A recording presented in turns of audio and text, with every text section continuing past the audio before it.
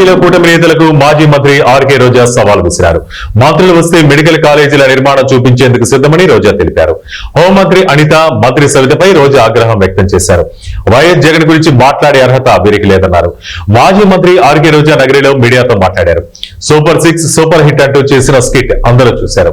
కూటమి ప్రభుత్వం ఇచ్చిన మేనిఫెస్టో మొత్తం మార్చివేశారు. ప్రజలు మీకు ఎందుకు ఓట్లు వేశామని తలలు పట్టుకుంటున్నారు.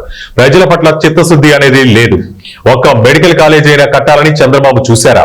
మొదటిసారి సీఎంగా వైఎస్ జగన్ 17 మెడికల్ కాలేజీలు తీసుకువచ్చారు. నాణ్యమైన వైద్యం అందించాలని చూశారు. ప్రభుత్వ మెడికల్ కాలేజీలను నిర్వీర్యం చేయాలని చూస్తున్నారు. పప్పు బెల్లం మాదిరి తమ వాళ్లకు కట్టబెట్టాలని చూస్తున్నారు. హోంమంత్రి అనిత మీడియా సమావేశంలో చిరాకు కనిపిస్తోంది.